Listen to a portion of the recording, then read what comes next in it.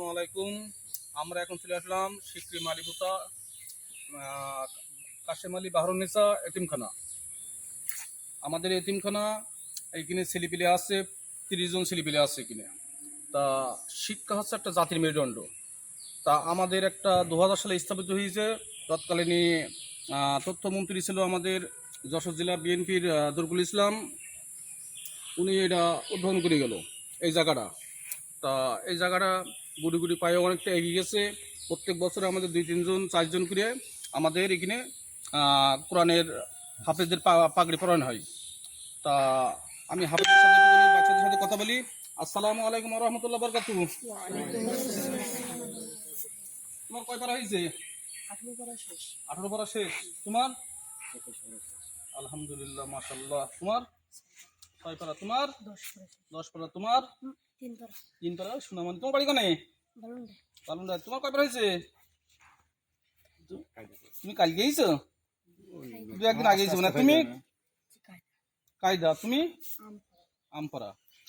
যাই হোক, আমাদের কিন্তু বর্তমান যে হাফেজ সাহেব দায়িত্ব পালন করছে শাহিন আলম, উনি খুবই ব্রিলিয়ান্ট। আমাদের সিকরি গ্রামে 5টা মসজিদ আছে। 5টা মসজিদের আমাদের যখন আমরা ঈদের নামাজটা পড়ি সিকরি, আমরা পীরের জায়গায় পীরবাড়ি মসজিদে, ওখানকার উনি ইমামতি করে, উনি নামাজটা পড়ায়।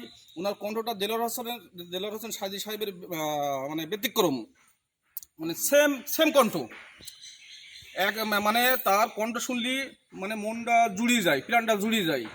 তা আমার জন্মস্থান এই জায়গায় সব আমার বাপ দাদাদের সব কবরস্থান এই জায়গায়। আমার দাদার কবরস্থান ওই পাশে। এই জায়গায় আমার বাপ মারা সব শুয়ে আছে কিনে, বাপ চাচারা সব আছে কিনে। তা আমার জন্মস্থান এই জায়গায়। এই আছে সিকরি মালিপুতা।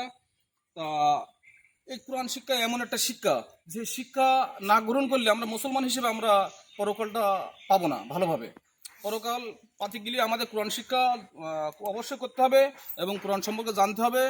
আর সেই সাথে আমাদের ইসলামের সমস্ত দায়িত্ব কর্তব্য কোরআনের ভিতরে উল্লেখিত আছে। তা বেশি কিছু বলবো না। এই যে কোরআন যারা পড়ছে, এসব বাচ্চারা বড় হয়ে তারা তাদের বাচ্চাদের কোরআন পড়াতে পারবে, বলতে পারবে আমার বাপ একটা হাফেজ, বা হাফেজ কমপ্লিট না করতে পারলে সে একটা ইসলামের লাইনে সে থেকে যেতে পারবে। আর কোরআন না পারলে সে পরকালে মানে কিছু জবাবদিহি করতে পারবে না। কবরে যাওয়া মাত্রই সে স্তব্ধ হয়ে যাবে, আসামি হয়ে যাবে। তা আমরা সবাই চেষ্টা করবো আমাদের বাচ্চা কাচ্চাদের কোরআন শিক্ষার পাশাপাশি বাংলা ইংরেজি সব শিক্ষা যেন আমরা দিতে পারি। কোরআন শিক্ষায় যারা শিক্ষিত তারা এমনই তো না যদি মাদ্রাসা মসজিদ নিয়ে পড়ে থাকে, তারা কিন্তু সরকারি বিভিন্ন দপ্তরে চাকরি করছে, সচিবালয়ে চাকরি করছে। তা আমরা আমরা আমাদের যত সাধ্য চেষ্টা করবো আমাদের সন্তানদের বাংলা ইংরাজির পাশাপাশি অবশ্যই যেন কোরআনটা জানে পড়ি।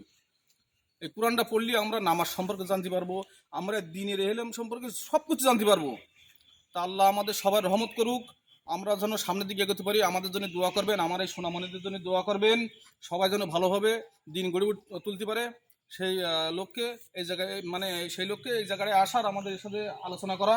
তা আজকের ছেলেপিলি নেই, 30টা ছেলেপিলি সবাই ছুটিতে। হাফেজ সাহেব যেহেতু সকালবেলা ছুটি নিয়েছে, ছেলেপিলি নেই। তা বেশি কিছু বলছি না, এই জায়গায় রাখছি। ভুলভ্রান্তি হলে ক্ষমা করে দেবেন। আসসালামু আলাইকুম ওয়া রাহমাতুল্লাহি ওয়া বারাকাতুহু।